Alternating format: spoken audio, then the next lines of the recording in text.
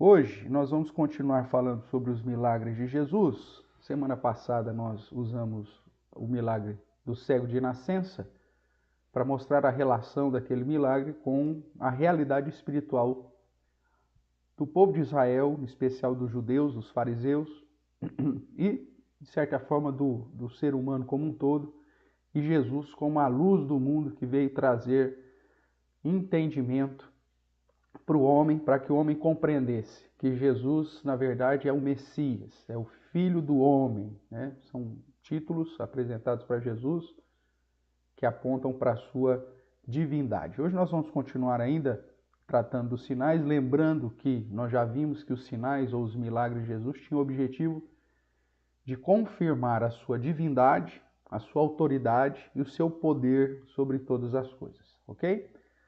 Então, citando aí uma parte da nossa revista, né, que tem como título Harmonia dos Evangelhos, apesar de algumas modificações e adequações, ele vai dizer assim: os milagres de Jesus têm o propósito de demonstrar a sua natureza divina, a sua autoridade e o seu poder sobre todos os seres e fenômenos, sejam físicos ou espirituais. Logo, todos, né, ou todas e cada ação miraculosa realizada por Jesus, ou todos os milagres realizados por Jesus e registrado nos evangelhos, anuncia quem ele é e por que ele é quem a Bíblia diz que ele de fato é.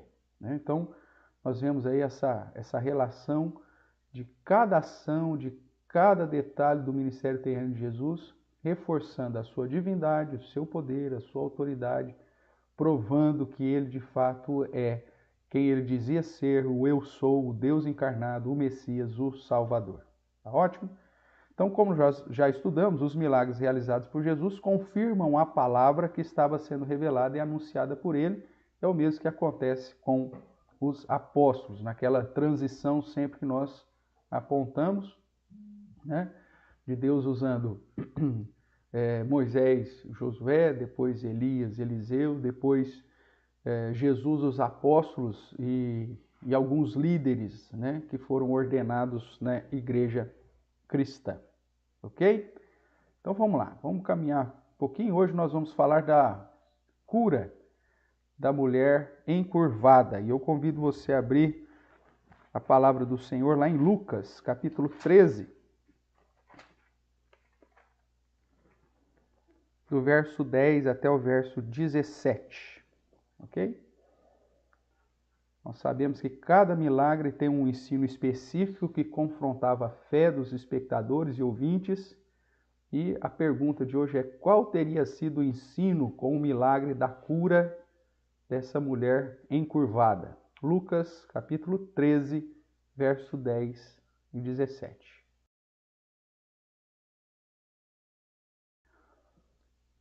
Eu farei a leitura, os irmãos acompanhem, portanto, Lucas, capítulo 13, a partir do verso 10, diz assim: Ora, ensinava Jesus no sábado, numa das sinagogas, e vê ali uma mulher possessa de um espírito de enfermidade. Havia já 18 anos. Andava ela encurvada, sem de modo algum poder endireitar-se. Vendo-a Jesus, chamou-a e disse-lhe: Mulher, estás livre da tua enfermidade.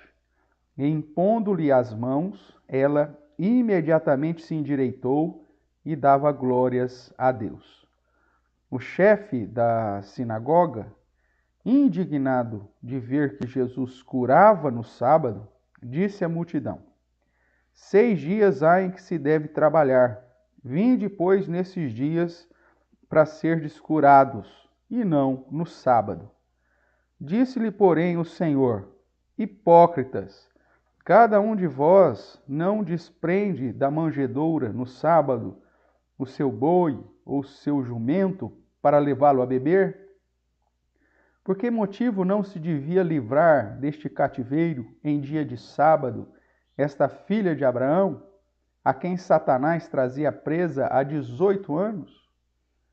Tendo ele dito essas palavras, todos os seus adversários se envergonharam. Entretanto, o povo se alegrava por todos os gloriosos feitos que Jesus realizava.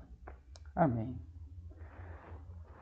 Irmãos, é óbvio que esse episódio dessa mulher, 18 anos, encurvada, e o texto diz claramente que isso foi uma ação do próprio Satanás sobre a vida dela, trazendo essa enfermidade, é algo fantástico, maravilhoso de ver o poder de Jesus em realizar esse sinal ou esse milagre.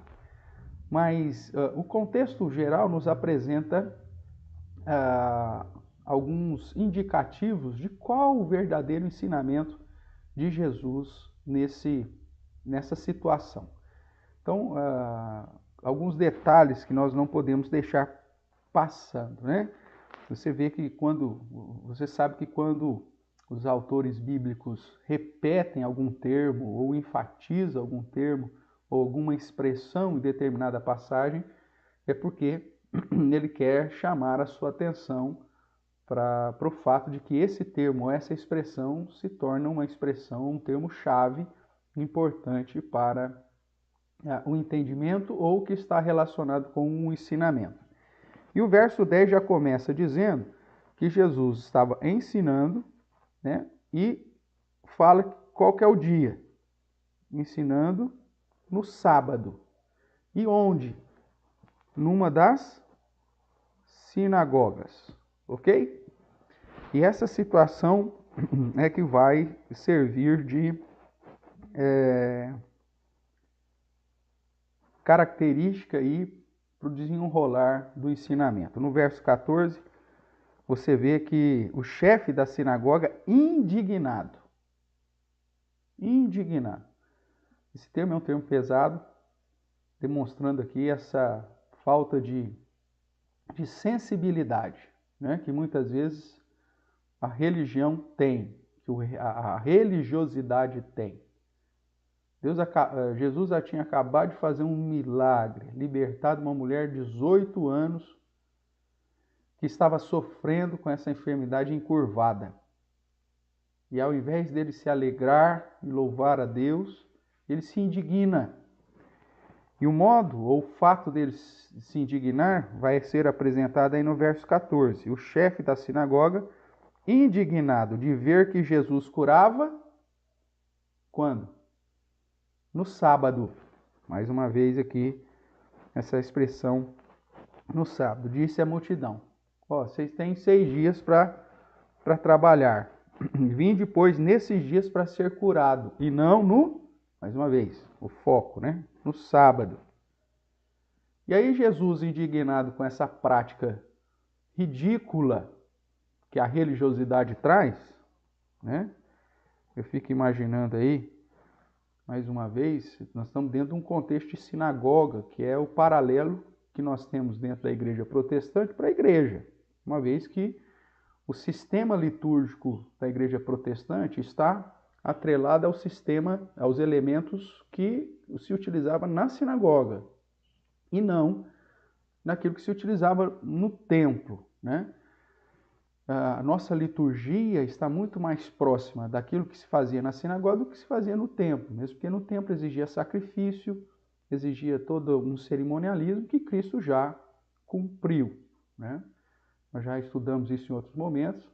Você sabe que a adoração evangélica ou protestante, ou reformada, o termo que você queira usar aí, é muito mais próximo da liturgia que herdamos de um contexto de sinagoga do que do templo. O templo é cheio de simbolismos, Quando você olha para a igreja católica, por exemplo, toda a questão litúrgica deles está mais voltada para o templo. Então você tem o altar, que ninguém pode subir lá, somente o sacerdote. Você tem o símbolo do Santo dos Santos e da Arca da Aliança, que é aquela portinhola dourada que fica lá no fundo do altar, onde está ali colocada a hóstia e o vinho, representando inclusive a arca, onde estava colocada a lei, maná, aquela coisa toda.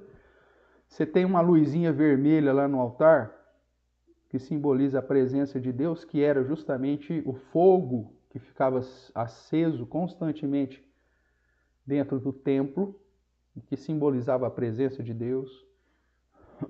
Então veja, você tem uma liturgia muito mais próxima na Igreja Católica do templo do que das sinagogas, que é o nosso caso. Inclusive a missa é justamente a repetição de um sacrifício.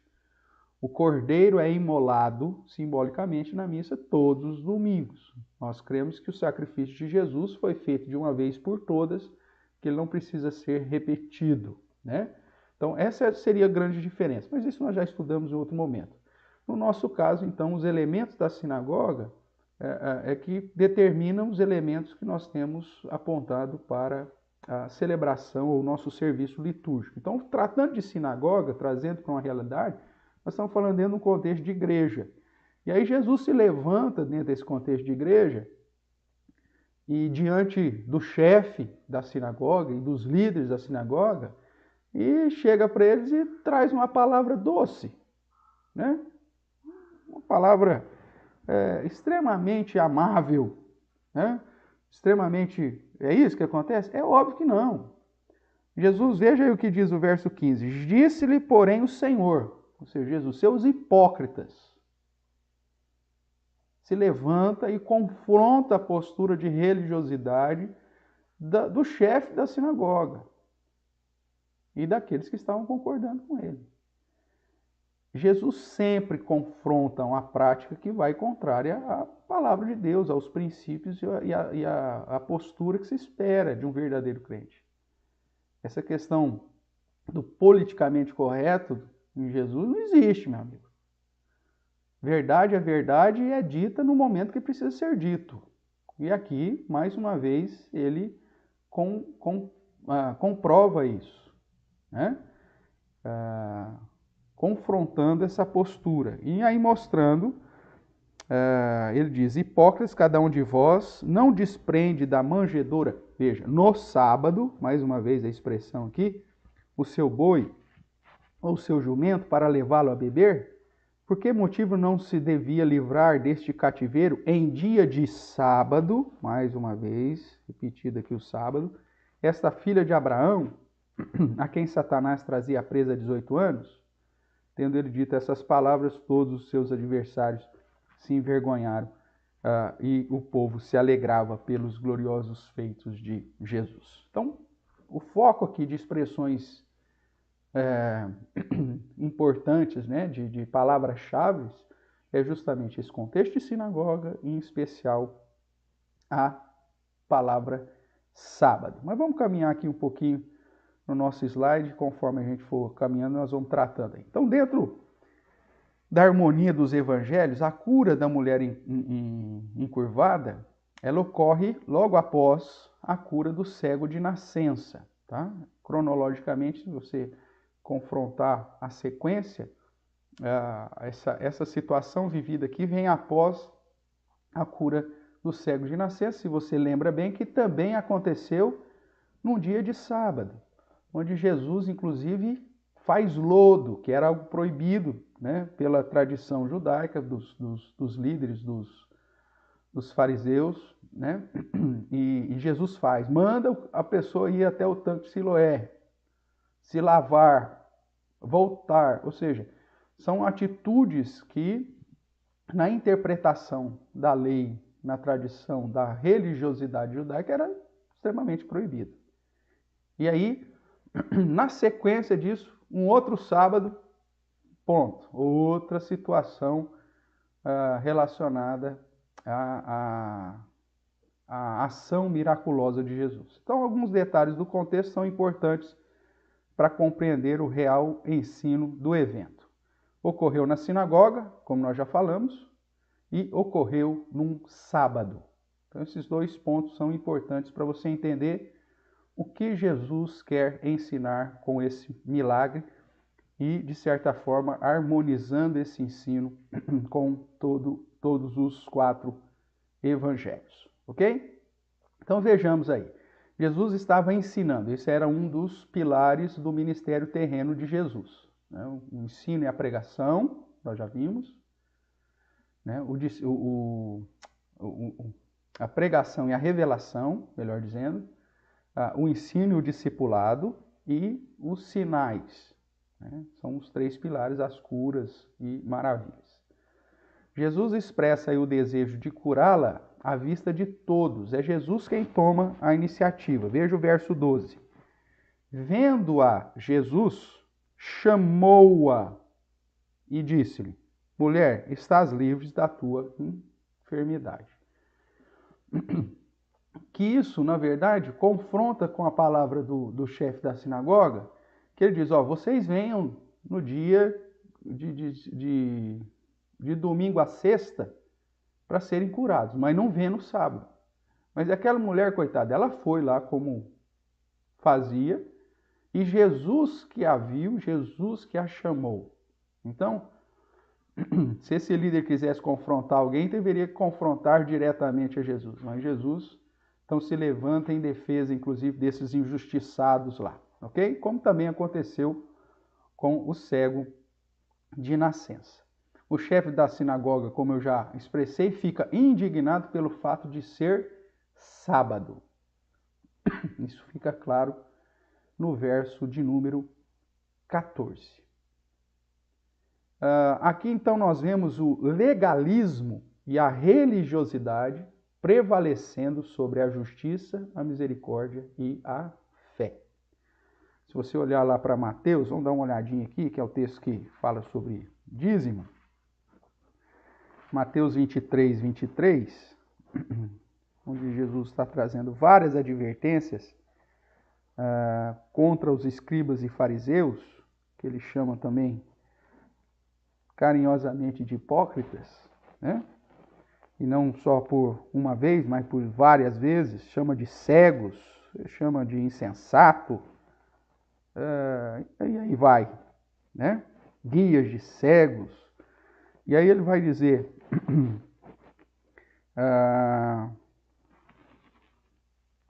no verso 23, assim, ai de vós, escribas e fariseus, hipócritas, falsos, mentirosos, né?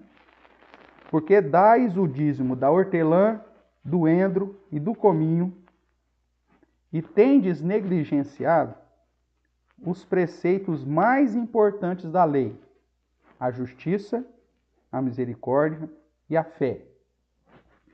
Devíeis, porém, fazer essas coisas, ou seja, andar na justiça, na misericórdia e fé, sem omitir aquelas, ou seja, a fidelidade e obediência quanto à entrega dos dízimos e tudo mais. Então, o que Jesus está falando aqui em Mateus 23, 23? Que os judeus só faziam aquilo que lhes era conveniente a fazer. A interpretação era uma interpretação inclinada a satisfazer as suas próprias necessidades.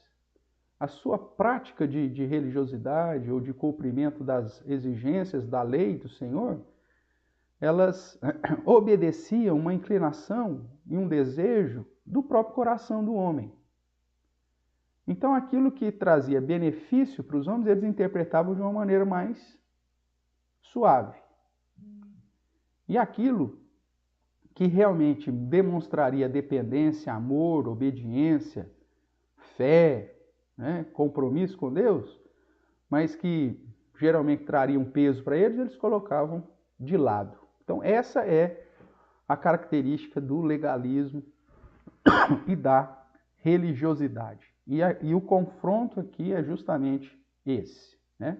Mas vamos lá, vamos ver o que a lei de Deus nos diz. Nós temos que, aqui nós vamos pegar o texto de Êxodo, que é a lei moral, para que você tenha uma ideia em relação ao sábado, mas nós precisamos fazer aquela distinção entre lei cerimonial e lei moral. Vamos fazer esse parênteses aqui. Abra sua Bíblia lá em Êxodo, capítulo 20, que é o texto do registro dos 10 mandamentos.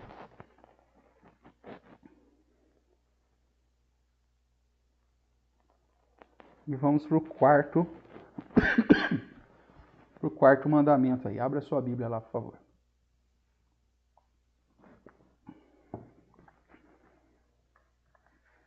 Verso 8 e 11 vai dizer assim: Lembra-te do dia de sábado para o santificar. 6 dias trabalharás, farás toda a tua obra. Mas o 7º dia é o sábado do Senhor teu Deus. Não farás nenhum trabalho, nem tu, nem o teu filho, nem a tua filha, nem o teu servo, nem a tua serva, nem o teu animal, nem o forasteiro das tuas portas para dentro, porque em 6 dias fez o Senhor os céus e a terra, o mar e tudo que neles há, e ao 7º dia descansou. Por isso o Senhor abençoou o dia de sábado e o santificou. Ok, então nós estamos aqui diante da lei moral que diz para você lembrar do dia de sábado para o santificar. Nós vamos trabalhar com isso aqui. Uma outra questão que eu quero chamar sua atenção é Levítico, capítulo 23. Abra lá.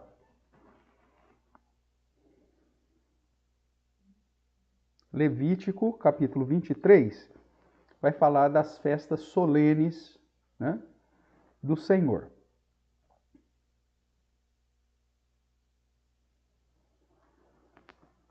Diz assim, a partir do verso 1 até o verso 3. Disse o Senhor a Moisés: Fala aos filhos de Israel e dize-lhes: As festas fixas do Senhor que proclamareis serão santas convocações. São estas as minhas festas. A primeira, que é a geral. 6 dias trabalhareis, mas o 7º será o sábado do descanso solene. Santa convocação.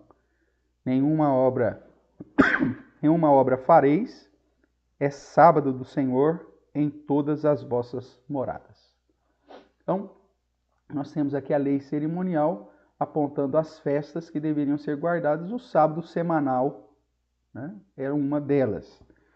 Depois, se você observar na sequência, nós temos aí as demais 7 festas solenes: Páscoa, Pães Asmos, Primícias, Pentecostes, Trombetas, Expiação e Tabernáculos. Ok?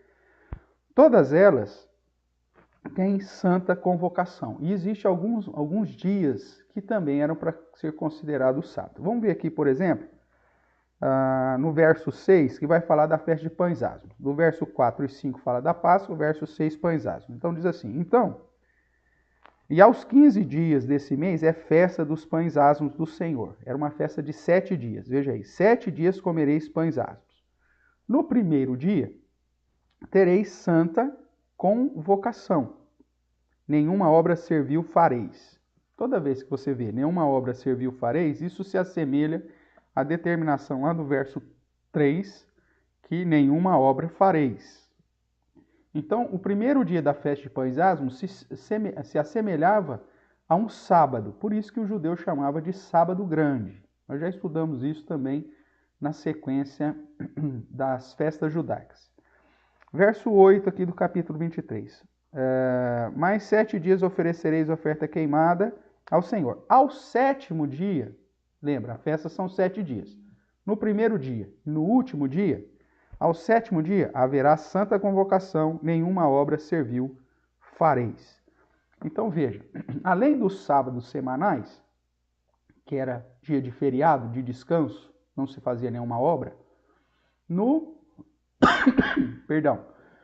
chamados sábados grandes ou sábados solenes, também, que era no primeiro dia de Pães Asmos, o último dia de Pães Asmos,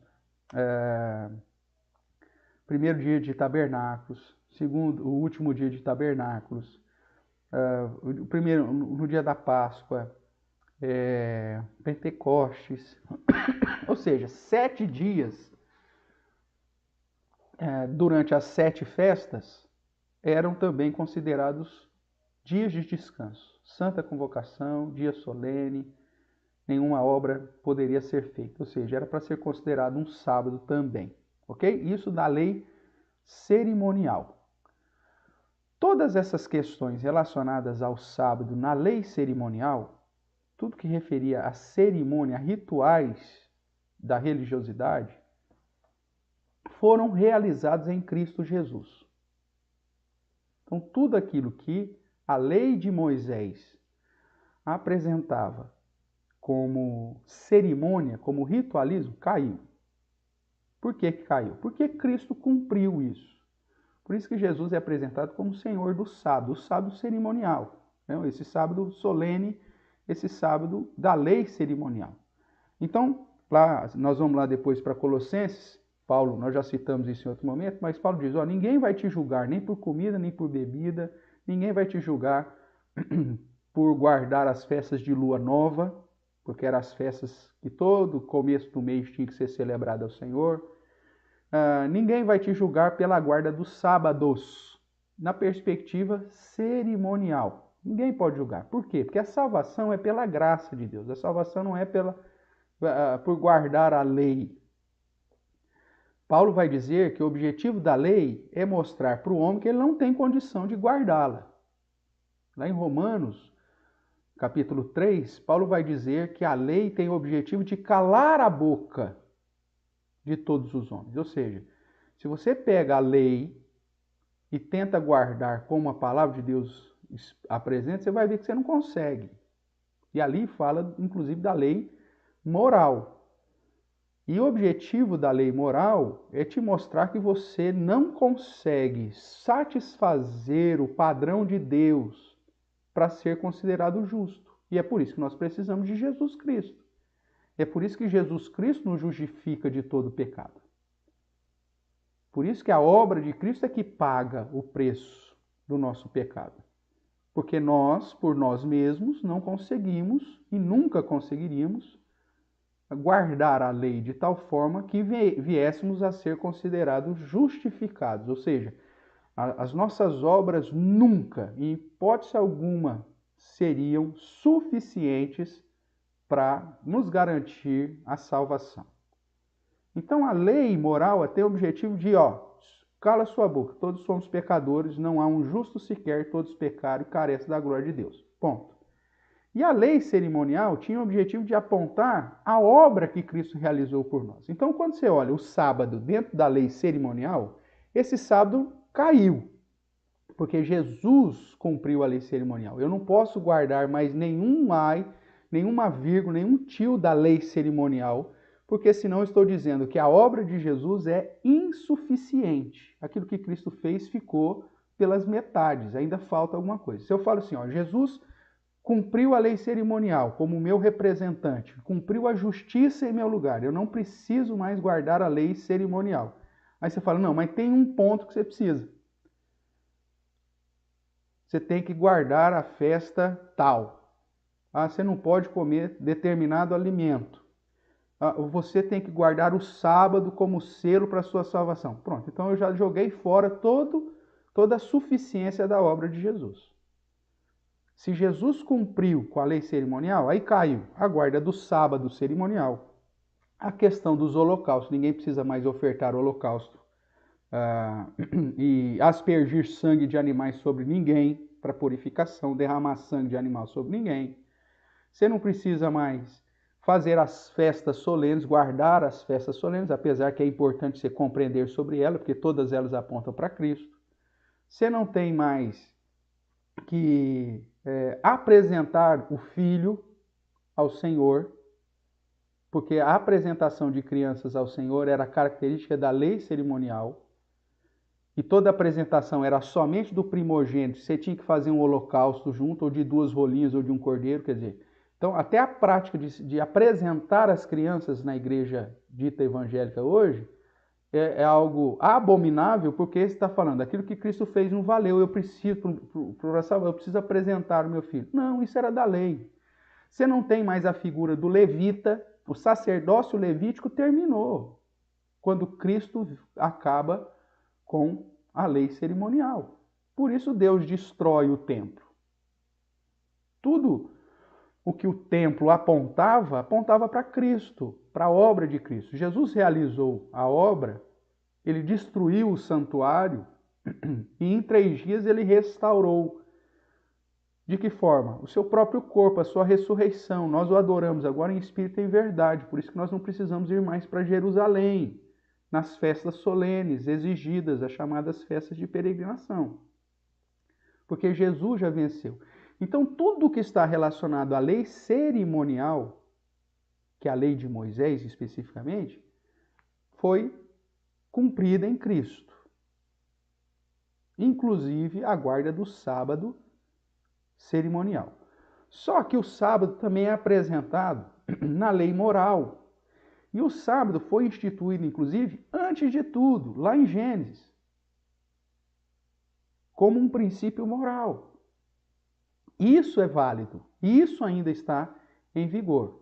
A lei moral continua em vigor, só que o objetivo da lei moral é para calar a nossa boca e mostrar que nós não somos capazes de sermos salvos pelas nossas próprias obras. Sobre isso, só para ficar bem fortalecido aí na sua mente, vamos lá comigo em Romanos, capítulo 3.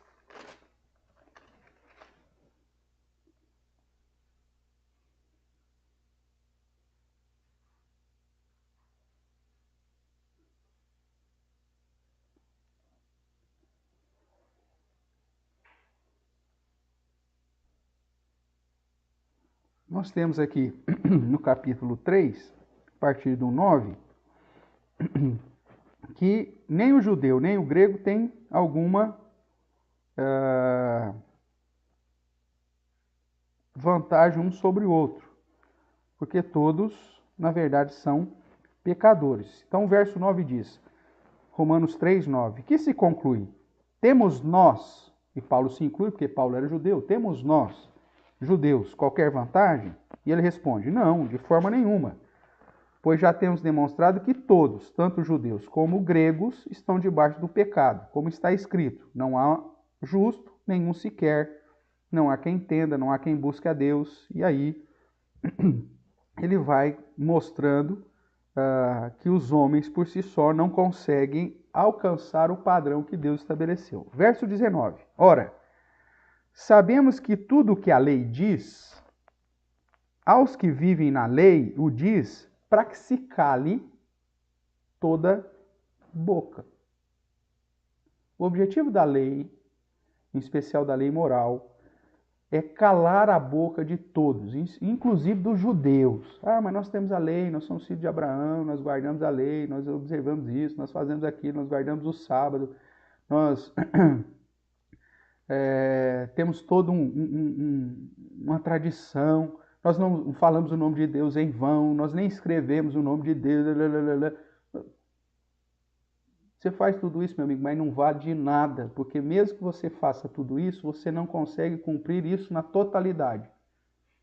Se você não consegue cumprir isso na totalidade, isso é desprezível, não vale de nada. Então a lei tem o objetivo de calar a boca de todos, mostrando que somos incapazes de realizar a obra que Deus quer que façamos para nos justificar. Então ele diz, aqueles que vivem na lei, está falando do judeu de um modo especial, o diz para que se cale toda a boca e todo mundo seja culpável perante Deus, visto que ninguém será justificado dele por obras da lei. Você não vai para o céu por obras da lei. Ah, eu guardei os 10 mandamentos. Eu nunca falhei nos 10 mandamentos. Impossível. Mesmo aquela história do homem que é dito como jovem, mas na verdade é um homem, que aparece para Jesus e diz que desde a sua mocidade ele tem guardado toda a lei. Aí Jesus fala assim, então te falta uma coisa. Se você está falando que está guardando toda a lei, te falta um negócio. Vende tudo que tem, dá aos pobres e segue. Aí a Bíblia diz que o cara ficou triste, porque ele era riquíssimo. Veja, ele já estava quebrando a primeira lei. A primeira lei diz que Deus está acima de todas as coisas na sua vida. E ele disse que estava cumprindo toda a lei desde a mocidade. Mentira, porque ele amava mais o dinheiro, mais a riqueza do que ele mesmo. E Jesus fala, ó, já que você está colocando a base da sua salvação na obra da lei, então vende tudo que você tem, dá aos pobres e vem atrás de mim. E o cara não vai fazer isso, porque ele ama mais o dinheiro e mais a riqueza do que a Deus. Pronto. Já provou por A mais B que aquele cara não tinha guardado absolutamente nada. Ele já estava falhando no primeiro mandamento. Tudo isso para calar a boca de todos e nos colocar todos, judeus, gregos, gentios, como culpados, ou culpável, para que todo mundo seja culpável perante Deus. Visto que ninguém será justificado diante dele por obras da lei, em razão de que pela lei, qual que é o objetivo da lei? Vem o pleno conhecimento do pecado. É só para te mostrar que somos pecadores.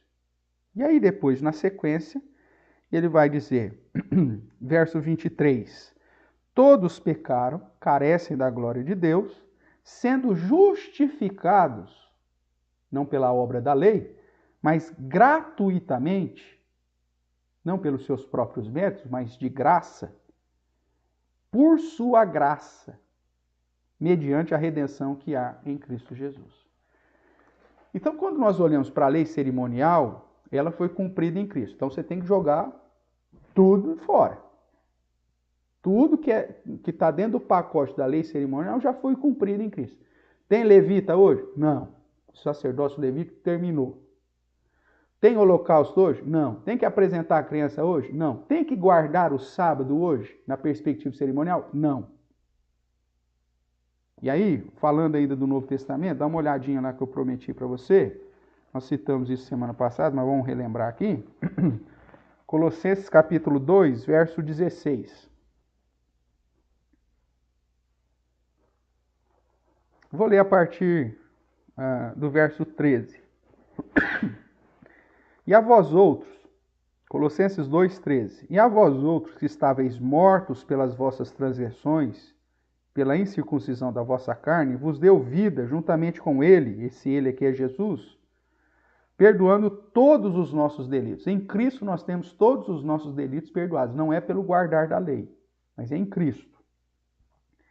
Tendo cancelado o escrito de dívida que era contra nós e que constava de ordenanças, o qual nos era prejudicial, removeu inteiramente, encravando na cruz. A obra de Jesus na cruz, então, cancela a nossa dívida.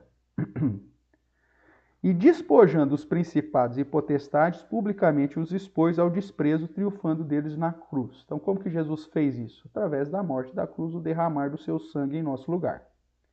Verso 16. Logo, se Cristo fez tudo isso por você, se Cristo já pagou o preço, já cancelou a dívida, se Jesus já eliminou e se fez nosso Salvador e, consequentemente, pela sua graça e de um modo gratuito, não por obras ou não por pagamento nenhum nosso, mas sim por Ele, nos salvou e nos justificou, então ninguém pode te acusar de nada.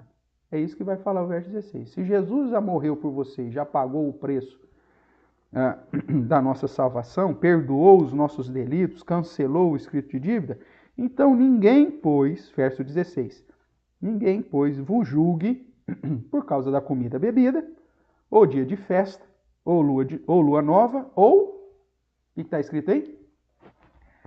Sábados. Porque tudo isso tem sido sombra das coisas que haviam de vir, porém o corpo é de Cristo. Então, já no ministério terreno de Jesus, voltando aqui para o nosso contexto da cura da mulher encurvada, por que que Jesus resolve chamar essa mulher num dia de sábado para curá-la?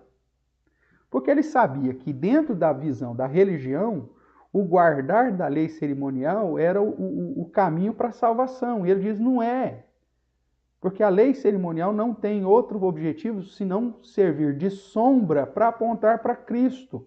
E uma vez que Cristo resolveu e realizou, cumpriu a justiça da lei cerimonial, tudo que a lei cerimonial exigia já era. Vou repetir isso para você. Se você colocar qualquer detalhe da lei cerimonial para ser aplicada hoje como meio para a salvação, você está cancelando a obra de Cristo em teu favor.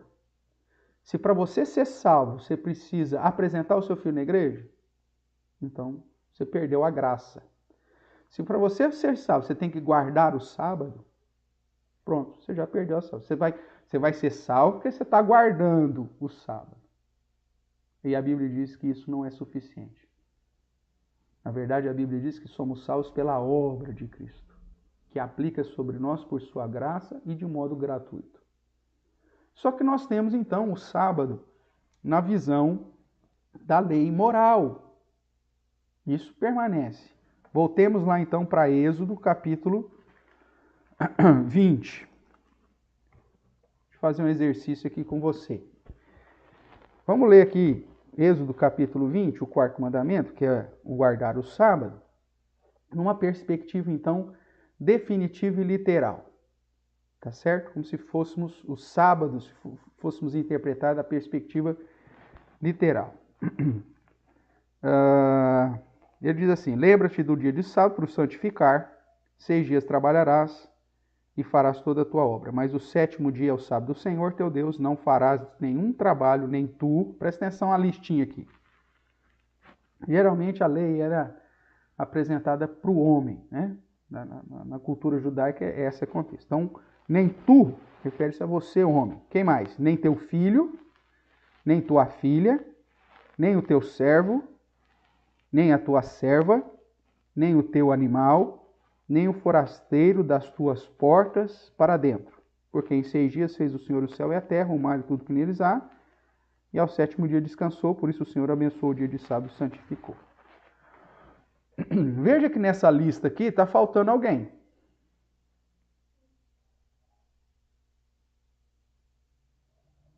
Mesmo se ele estivesse falando para homem e para mulher, ele tinha que ter colocado aqui a figura ou do cônjuge. E como eu já te disse, ele está falando para a figura masculina, ele tinha colocado aqui a figura da esposa. Se a gente for interpretar o quarto mandamento literalmente, então é o seguinte, né? Você não vai fazer nada no dia de sábado. O seu filho, a sua filha, o teu empregado, os teus servos, nem a tua serva, veja, masculino e feminino, nem o teu animal, e nem nenhum forasteiro, nenhum visitante porventura de tua casa. Mas a sua mulher está fora do esquema aqui. Então, meu amigo, você põe ela para fazer tudo. O serviço que o boi ia fazer, põe ela para fazer. O serviço que o jumento ia fazer, você põe ela para fazer. Se eu for interpretar isso aqui de literalmente, já que nós temos a ausência da figura da esposa aqui, então nós vamos aplicar isso de modo literal. Nós falamos assim, então toda mulher tem que trabalhar no dia de sábado. É isso que o texto está dizendo? É óbvio que não. É óbvio que não. Porque o princípio da lei moral, o foco da lei moral é um princípio moral. Não é cerimonial. O cerimonial é o de Levítico 23, que já foi cumprido em Cristo. Ninguém pode me julgar por causa de sábados. E os sábados está lá no plural, não referindo a todos os sábados semanais, mas refere-se também aos sábados semanais, aos sábados cerimoniais dentro das festas solenes e ao sábado numa perspectiva ampla. Então, o que acontece quando eu olho para a lei moral?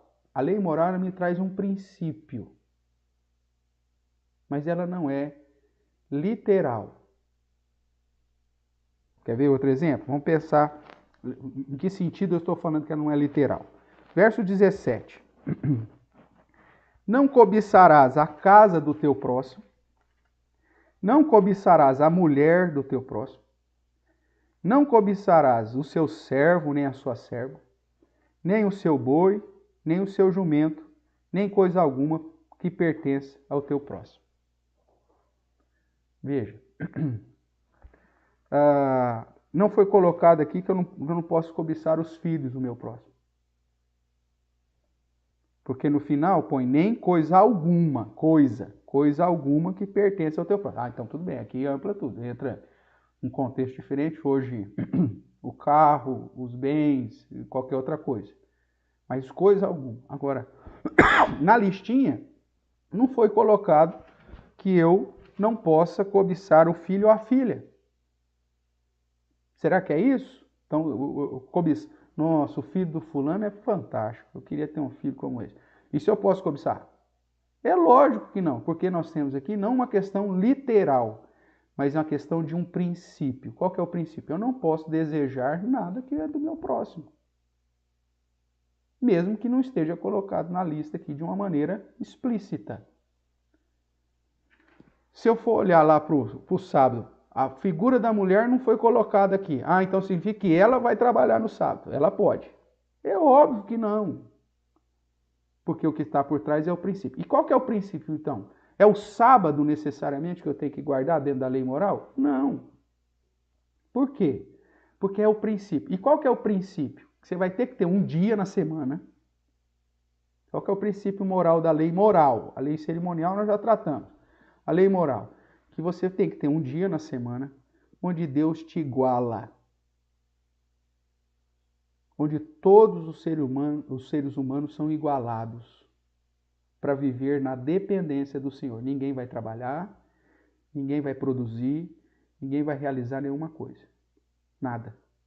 Porque aquele dia é do Senhor, para demonstrar que eu dependo do Senhor e que diante de Deus nós estamos todos em pé de igualdade. Eu não sou melhor que o meu servo, eu não sou melhor que a minha serva, eu não sou melhor que o meu jumento, ou nenhum dos animais que eu tenho. É Deus preservando a manutenção, a saúde e o equilíbrio da estrutura social. É Deus preservando, inclusive, a vida do escravo, que servo e serva refere-se a escravo. O escravo não podia trabalhar nesse dia. É Deus preservando a vida dos animais. Um dia de descanso para os animais.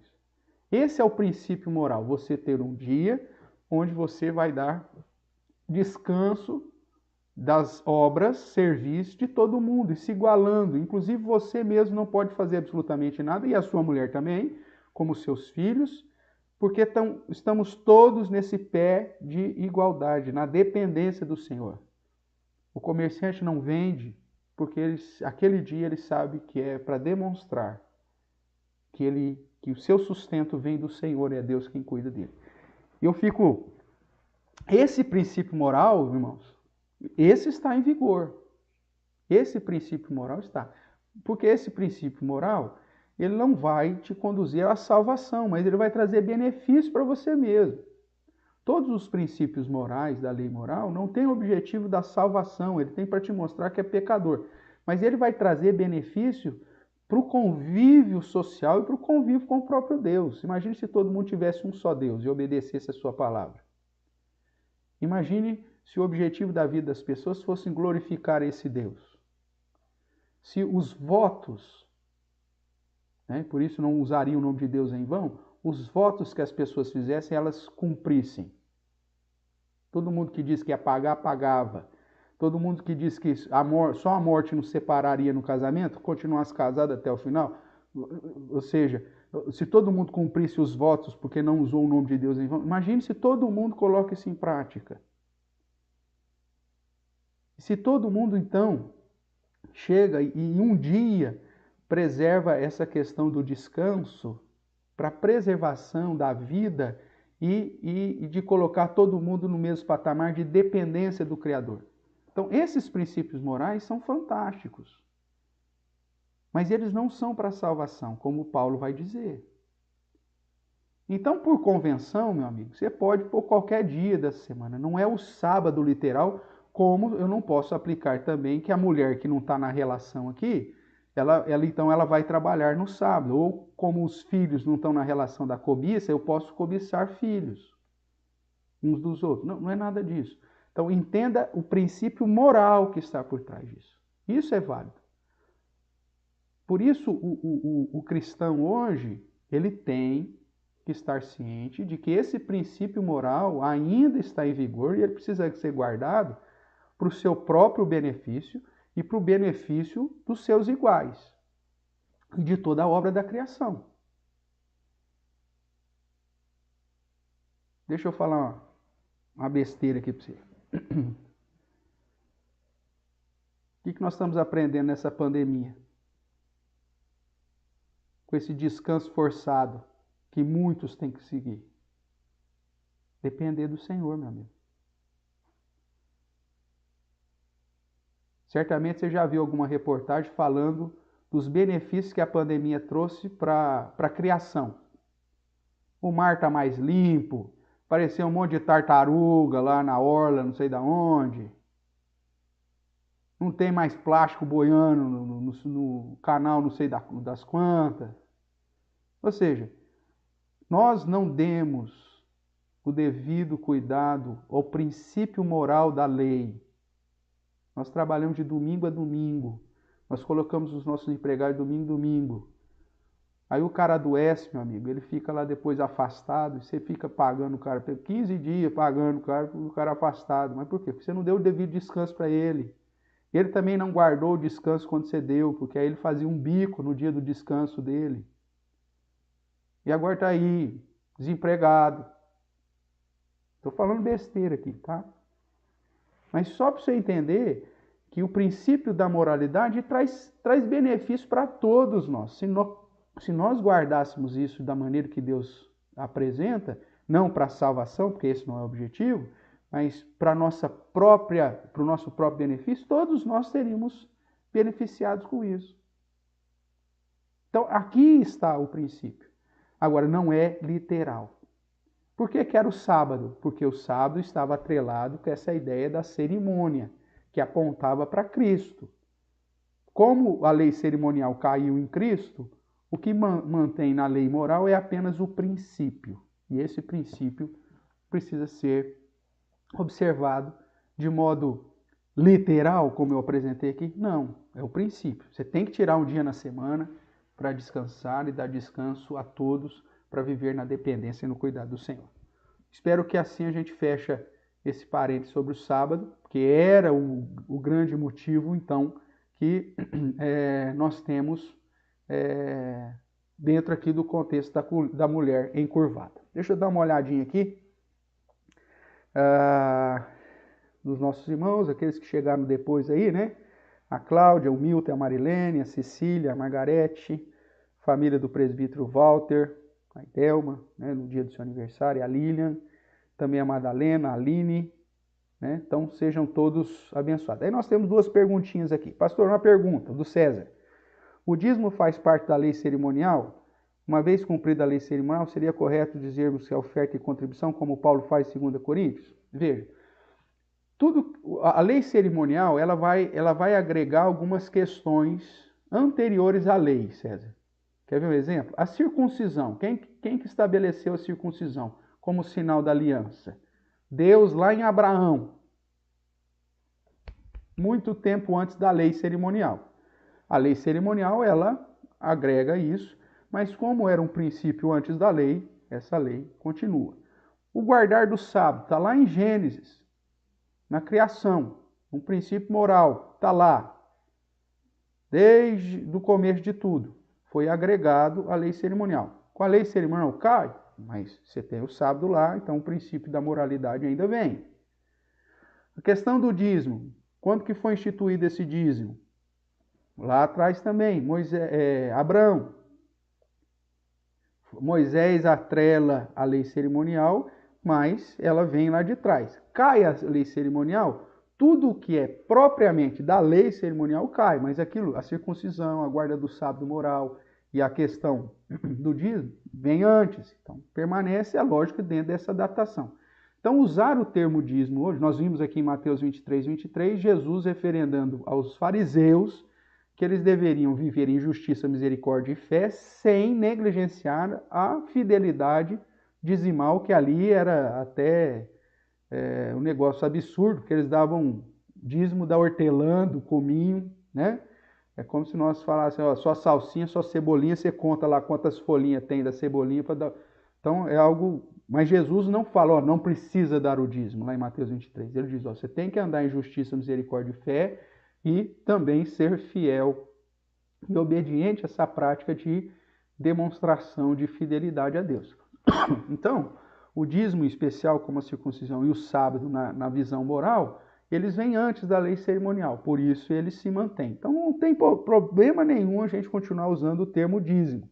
É lógico que Paulo vai falar de oferta, vai falar de contribuição, né, de uma maneira muito mais viva em Coríntios, né, levantando ofertas para a manutenção, inclusive, da igreja de Jerusalém, mas nós não temos dificuldade com o termo dízimo, porque é um princípio que veio antes da lei cerimonial e, portanto, pode ser utilizado. O fato de dar o dízimo aqui, você não está invocando a lei cerimonial que já foi cumprida em Cristo, porque o próprio Cristo afirma que é uma prática que deveria ser feita, ok? Então essa questão do dízimo aí é um negócio um pouquinho mais, uma coluna meio que em separado, junto com a circuncisão, que depois se torna o batismo de Jesus, e como o sábado, que é a ideia desse sábado moral, não cerimonial. Terezinha, vamos lá, Teca. Pastor, então hoje, no domingo, como seria? A mulher não poderia fazer afazeres da casa? Veja, vamos lá.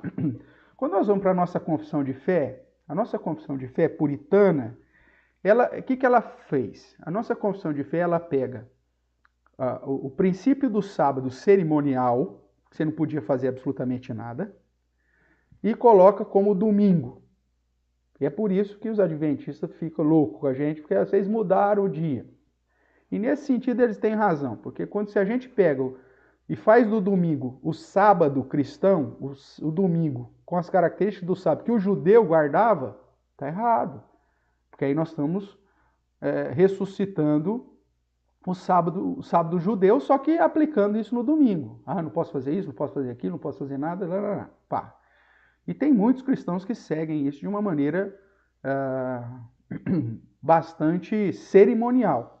O cara não vai na padaria, o cara não abastece no dia de domingo, o cara não compra frango assado, se chegou visita em casa, come o que tem, não vai em restaurante em hipótese nenhuma, apesar que agora não pode mesmo, né? Então veja, ele faz do domingo o sábado judeu, mas no dia errado. Essa é uma das situações da nossa confissão de fé que nós subscrevemos com alguns detalhes. Que detalhe? Nós entendemos que o domingo é a guarda do sábado moral, do princípio de que então nós temos um dia para depender do Senhor. Então nesse domingo, que é a convenção, que seria o sábado moral, nós decidimos que nenhuma obra comercial pode ser feita. Nenhum benefício ou nada que deveria trazer recursos para mim. Nenhum trabalho que vai gerar essa provisão financeira para mim. Porque é o dia que eu tenho que dar igualdade e tal. Então, nesse sentido, eu tenho que tomar cuidado com algumas coisas. Eu posso abastecer nos outros dias da semana? Eu vou abastecer, porque veja só como que a minha prática comercial no domingo atrapalha os outros. Eu gosto de ir à igreja no domingo? Gosto. Gosto de levar minha família para estar na presença do Senhor e junto com os demais irmãos para adorar o Senhor? Gosto. Só que se você for na padaria, se for no posto de gasolina, ou de combustível, o que você está falando para o dono do posto de gasolina? Ó, esteja aberto no domingo que eu venho aqui. Como que você vai convidar o frentista para ir na igreja no domingo se você está indo lá no domingo abastecer? Como que você vai convidar o garçom do restaurante preferido, porque você não quer fazer nada, porque você fala assim, não, domingo eu não posso fazer nenhum em casa.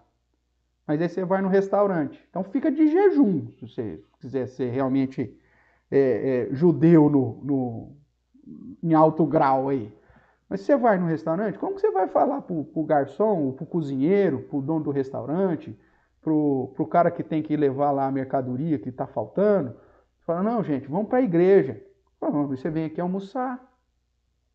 Você vem aqui comprar o frango, o joelho de porco.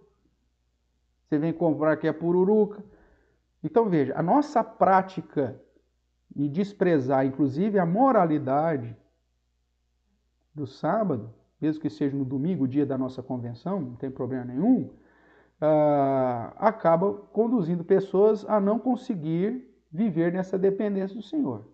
Então, é essa cosmovisão que nós precisamos mudar. Agora, nesse domingo, que é o sábado moral, toda e qualquer atividade para abençoar as pessoas é bem-vinda. É isso que Jesus está trazendo no ensinamento da cura da mulher encurvada. E ele mesmo diz que os judeus, os fariseus, um dia, se o seu animal precisa de ajuda, você não vai lá ajudar?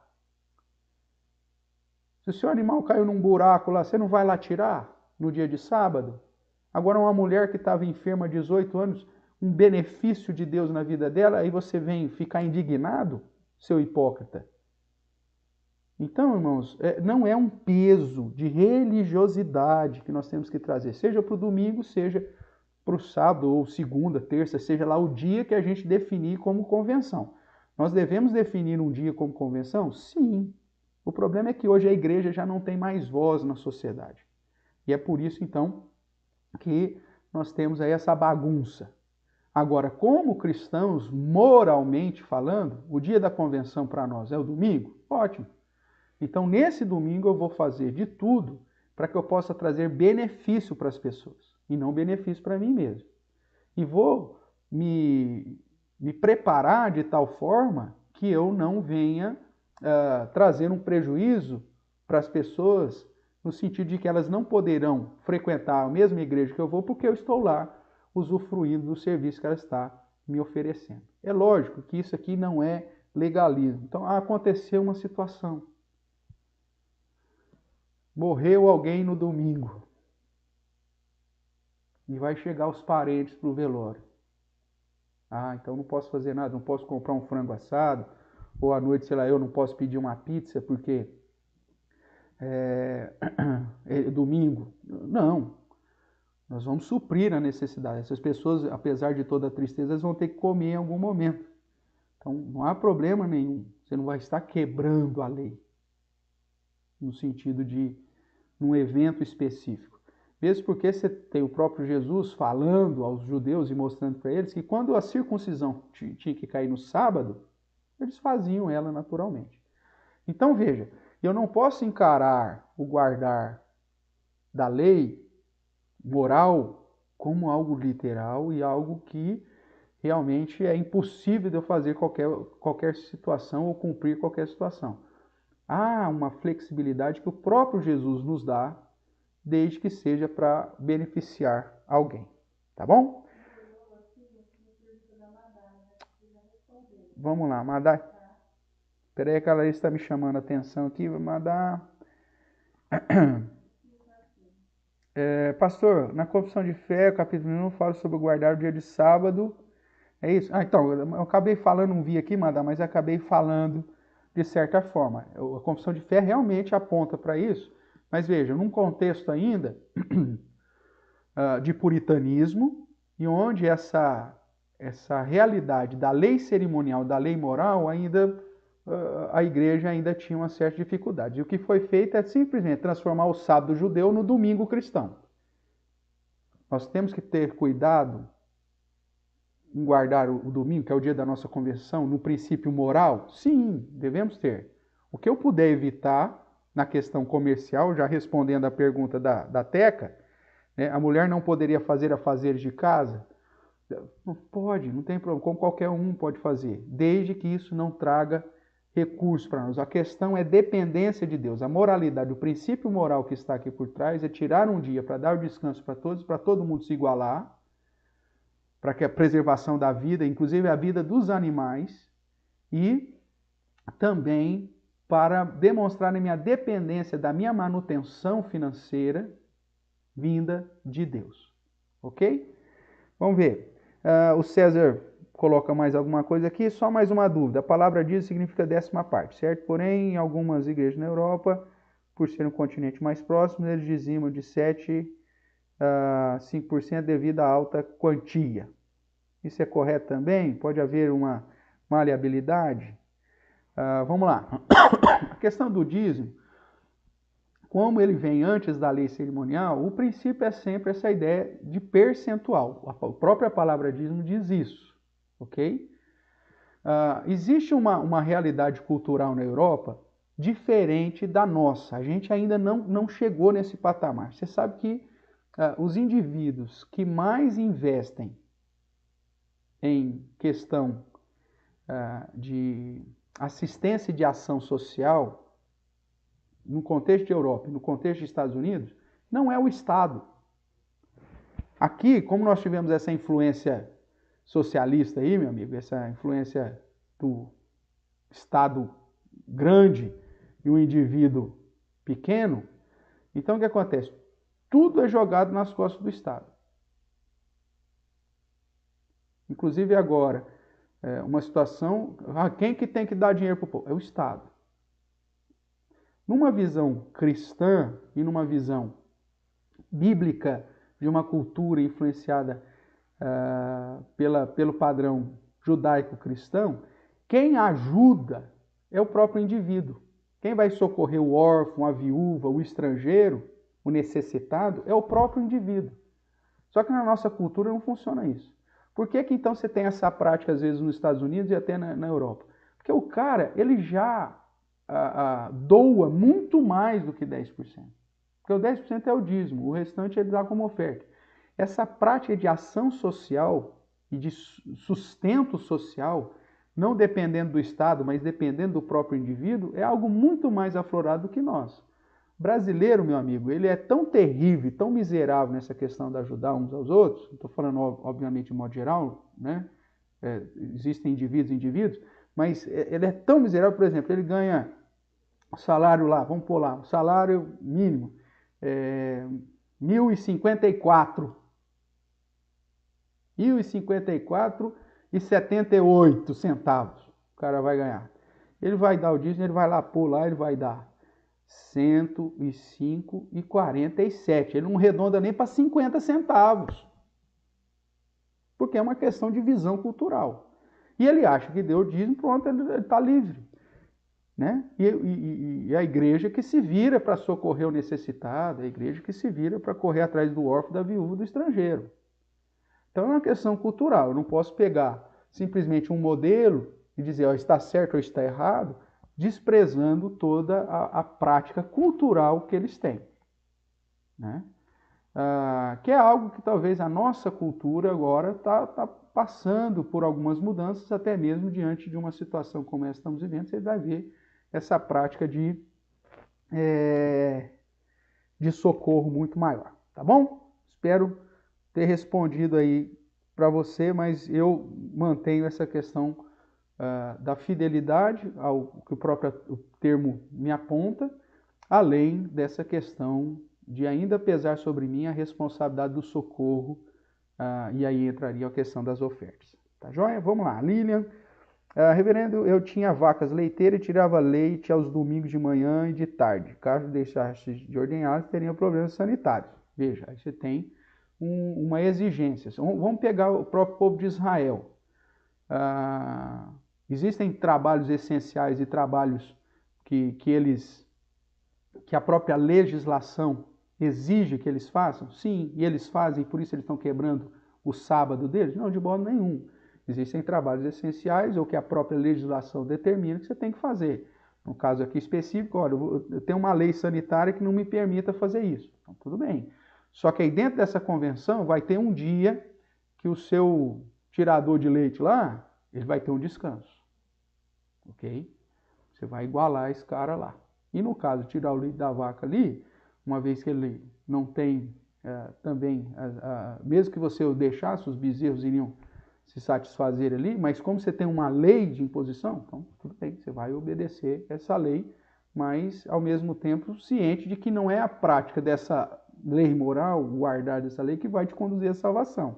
Não é isso, é um princípio, e esse princípio tem que estar bem claro para vocês, tá bom?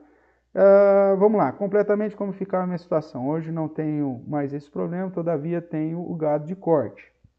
A mesma coisa.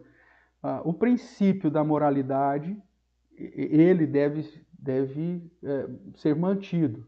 Agora, existem situações, não é uma legalidade, irmãos, é um princípio de moralidade que vive. A lei cerimonial, sim, era legalista. Essa você não podia quebrar. Se nós estivéssemos ainda sob a lei cerimonial, aí não tinha conversa. A lei cerimonial é literal e legalista. A lei moral é um princípio que na maioria das situações você vai aplicar e que tem detalhes que obviamente você vai se adequar. Tudo bem? Por quê? Porque não é uma lei que te conduz à salvação, não é esse o objetivo. O objetivo é trazer um benefício geral para a comunidade. Tudo bem, irmãos? Então, assim eu fecho esse parênteses sobre o sábado. Então, qualquer religião hoje que coloque qualquer ponto da lei cerimonial como essencial para a sua salvação, está fora. Desse mesmo modo, voltando aqui ao assunto do César, se eu coloco o fato da fidelidade dizimal como característica para a salvação, está errado. Ah, pastor, se eu não der o dízimo, significa que eu não vou perder a salvação? Não, você não vai perder a salvação. Agora, mas e demonstração de gratidão e obediência a Deus? Então, você vai ser fiel nessa prática para beneficiar, obviamente, não só aqueles que vivem do Evangelho, como é o meu caso, por exemplo, não é verdade? Como também aqueles que servem o trabalho, a obra missionária, a plantação de igrejas, investimentos para manutenção de igrejas menos necessitadas e o socorro do órfão, da viúva e do estrangeiro, que a igreja também tem que priorizar isso. Tá? Mas é em gratidão a Deus, não por obrigação. Tanto é que ninguém é disciplinado, e nem deveria, em igreja nenhuma, pelo fato de não ser dizimista. Apesar que nós temos algumas neopentecostais aí que fazem isso, né? Mas não é, porque são práticas que se você faz em obediência e gratidão a Deus. Como o caso de servir ao Senhor, de ir à casa do Senhor, de apresentar um culto ao Senhor. Você faz isso em gratidão.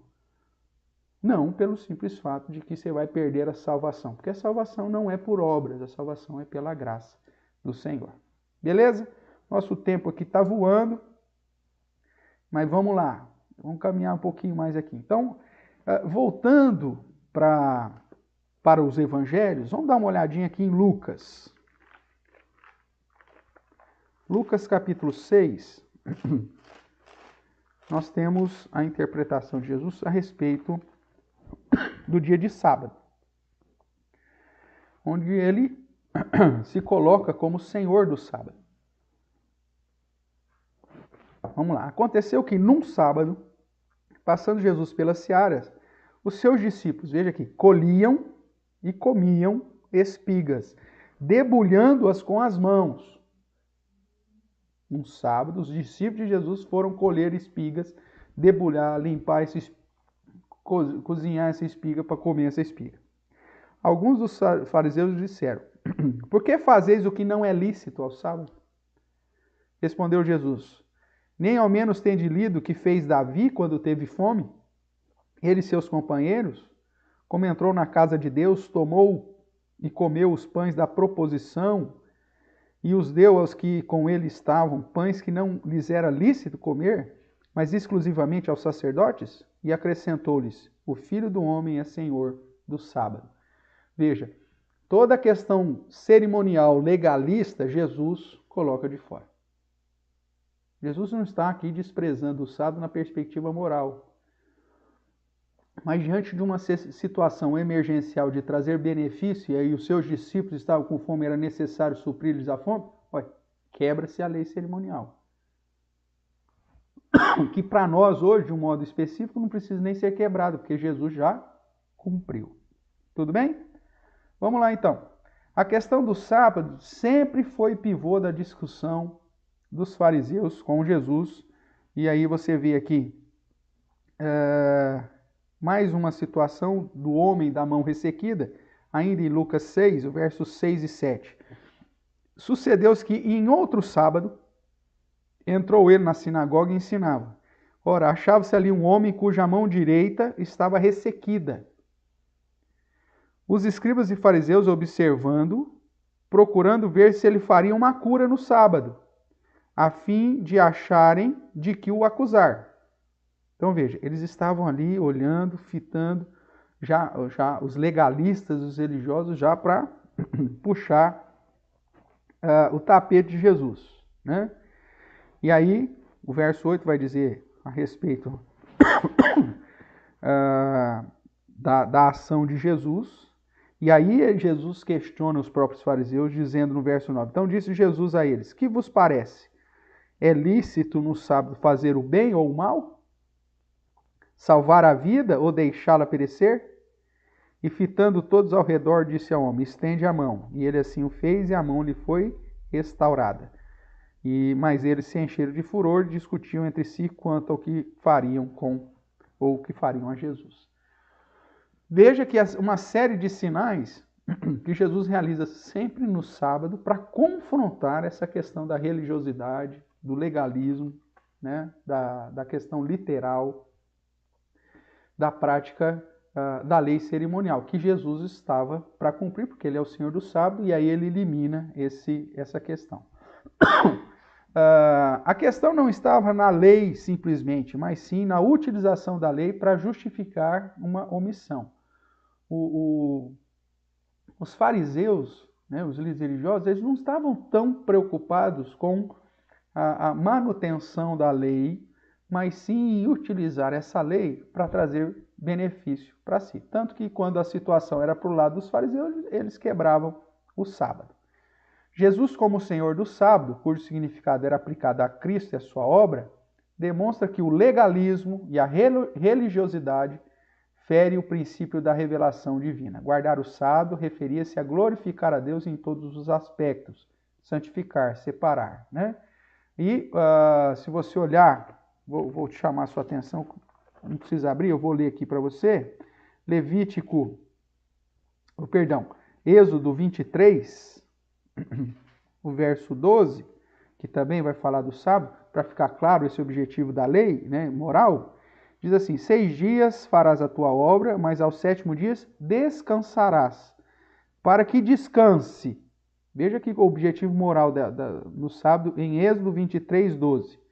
Para que descanse o teu boi, o teu jumento, e para que tome alento o filho da tua serva e o forasteiro.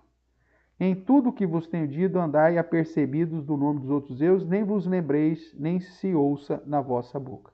Então veja, o verso 12 mostra que o objetivo da lei moral não é santificação para Deus, mas sim trazer descanso para o menos favorecido, os animais, o filho do escravo e o forasteiro. É para colocar todo mundo em pé de igualdade. Tem uma apresentação no YouTube do Dennis Prager. É um americano de uma universidade americana lá, ele tem descendência judaica, e ele faz uma apresentação sobre os 10 mandamentos. Se você achar aí, Dennis Prager, 10 mandamentos. É legendado, mas quem domina o inglês é muito fácil, né? Então, mas se você não domina, tem as legendas. E ele explica de uma maneira muito legal nessa cosmovisão, inclusive judaica, cristã, sobre o assunto, se você quiser depois se aprofundar sobre essa questão da interpretação da lei moral do sábado, procura lá, Dennis Prager, P-R-A-G-E-R, né? Sobre o sábado, sobre os 10 mandamentos. Aí vai ter a sequência, ele vai tratar de todos os 10 mandamentos, é algo interessante para você também aprofundar se você tiver interesse. Para terminar, irmãos, vamos lá. Além disso, os judeus agiam de maneira que, dependendo do caso, alguém poderia ou algo poderia ser feito no dia de sábado. Jesus cita um exemplo comum para os seus dias: levar um animal para beber água, né? Voltando aqui para Lucas, capítulo 13, que é o texto que nós estamos estudando, Jesus vai falar no verso 15: disse-lhe, porém, o Senhor: hipócritas, cada um de vós não desprende da manjedoura no sábado o seu boi, o seu jumento, para levá-lo a beber? Ou seja, você não vai dar água para o seu animal? Isso não é um trabalho no dia de sábado? Então por que você não pode? Eu não posso curar no dia de sábado? Por que eu não posso fazer alguma coisa? Porque o foco do judeu, irmãos, não era nem tanto a lei cerimonial propriamente, guardar a lei cerimonial, mas era olhar para o seu próprio umbigo. O que era benefício para eles faziam, o que não era benefício eles proibiam. Outros textos nós vemos a mesma discussão. Aqui em Lucas capítulo 14, de 1 a 6, nós temos lá a cura, uma outra cura no sábado, que é daquela que nós citamos um pouco antes, sobre os questionamentos aí se podia curar no sábado ou não. Uma citação da Bíblia de Genebra que eu coloco aqui diz assim: os judeus tirariam uma criança, um animal do poço num sábado, ainda que isso tecnicamente fosse um trabalho. Os seus atos numa emergência mostram que atos de misericórdia não eram lícitos no sábado. Então, o próprio judeu tinha essa inclinação e Jesus estava reforçando isso tudo. Tá bom? Vamos lá.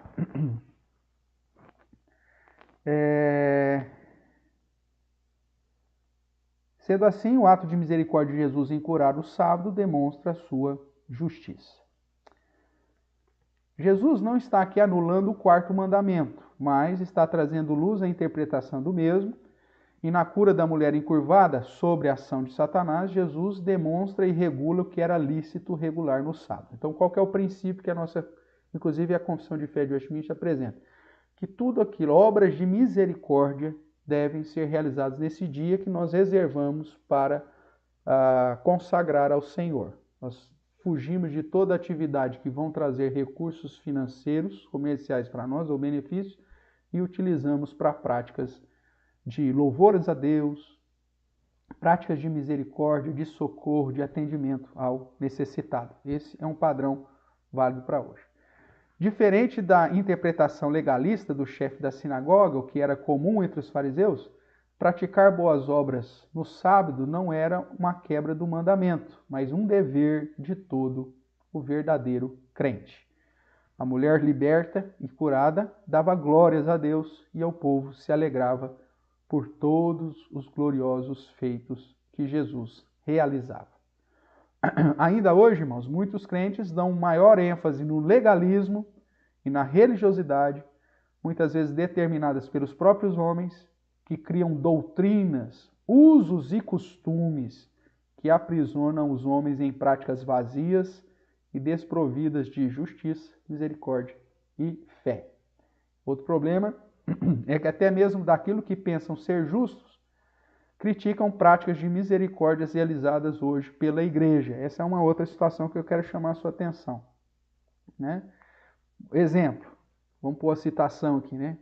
Por que ajudar tal família? Por que a igreja vai pagar a água e a luz daquela família que está passando por situação? Por que a igreja investiu em missões, com tanta coisa para fazer aqui? Por que precisamos de ação social para os não crentes? Por que vai fazer um trabalho com morador de rua? Por que vai investir lá dentro de uma aldeia muçulmana com trabalhos de assistência? Ou seja, até hoje nós temos muita gente na igreja com essa visão legalista, com essa visão farisaica, hipócrita, de que as atividades da igreja de misericórdia e de socorro como se fosse algo também desnecessário. Nós precisamos tomar cuidado, não só com o legalismo, mas também com o próprio farisaísmo dentro do nosso coração. O milagre realizado por Jesus, além de libertar a mulher encurvada, demonstrar autoridade e poder sobre Satanás, também teve como objetivo reforçar que a verdadeira religião está no fato de glorificar a Deus em todos os dias e em todos os nossos atos. Isso, obviamente, não despreza os mandamentos de Deus, em especial a lei moral que está em vigor. Devemos observar os imperativos bíblicos, mas sem negligenciar os preceitos maiores ou mais importantes, né? Ou seja, viver como verdadeiro crente, a justiça, a misericórdia e a fé. Beleza, irmãos? Vamos lá. Vamos ver se temos aí mais alguma pergunta. Nós estamos aqui recebendo a visita do professor Roberto Júnior. Seja muito bem-vindo, meu querido. Sou do Rio de Janeiro, tenho acompanhado os estudos do curso básico de Teologia Reformada. Gostaria de assistir os vídeos sobre as festas da primavera. Ok. Se alguém me puder enviar o link, eu agradeço. Páscoa, Pães Presbíteros, Pentecostes. Obrigado, reverendo, pelo estudo, tem edificado. Deus te abençoe. Prazer ter você aqui.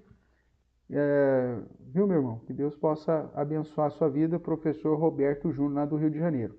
Também quero agradecer a presença dos meus tios lá em Ribeirão, tia Marlene, tio Moacir, Deus abençoe.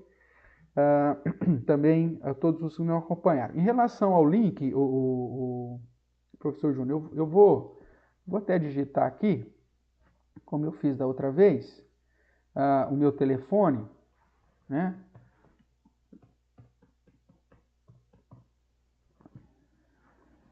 Que aí o irmão manda um oi para mim, que é esse aqui, ó, 16 997 774 7275, área 16, a nossa aqui. E aí eu mando, porque essas primeiras peças estão ainda na página da Igreja Presbiteriana de Araraquara, que é onde nós estávamos, e agora, como estamos iniciando o trabalho da Igreja Presbiteriana Reformada, então ficou dividido aí. Uma parte está lá, mas eu tenho esses links, né? Acredito que os irmãos ainda têm mantido esses estudos lá na plataforma, mesmo porque, né, foram estudos relacionados lá, cujo conteúdo é meu, pertence a mim. Mas aí eu vejo lá e te encaminho esses links. Ou se você quiser, inclusive, dar uma olhada no canal da Igreja Presbiteriana de Araraquara, que era a igreja que nós somos pastor até o final do ano, só que agora atuando na plantação dessa nova outra igreja. Então, alguma coisa está lá na plataforma do canal da Igreja Presbiteriana de Araraquara. Tá certo? Então, se você quiser dar uma procurada lá, provavelmente vai estar tudo lá. Mas se você mandar um contato para mim aqui no WhatsApp, alguma coisa assim, aí fica mais fácil. Tá bom, meu irmão? Seja muito bem-vindo. Um abraço para todos os nossos irmãos aí que porventura estejam com o nosso irmão Roberto Júnior. Ok? Irmãos, temos mais alguma pergunta sobre o tema de hoje? Eu sei que nós temos muitas vezes aí tido bastante conflitos, né, relacionado a essa questão do sábado. É um assunto que sempre envolve, mas o princípio maior é esse: a salvação é em Cristo Jesus, meu amigo, não está em obra nenhuma e muito menos em guardar nada da lei cerimonial que já foi cumprida em Cristo Jesus. E a cura da mulher encurvada nos ensina sobre o princípio cristão de amar a justiça, a fé, a misericórdia e socorrer os necessitados como modo de glorificar a Deus, seja em que dia for, e ao mesmo tempo nos reforça o princípio da moralidade, que ainda permanece sobre a guarda de um dia semanal, que na nossa convenção é o domingo, para que de modo a glorificar a Deus possamos também exaltar ao Senhor nesse dia, que em convenção resolvemos nos reunir para estudar a sua palavra e apresentar a Deus o nosso louvor, o nosso culto, e também com práticas que demonstram o cuidado, o socorro para com o órfão, para com a viúva, para com o necessitado. Tá bom?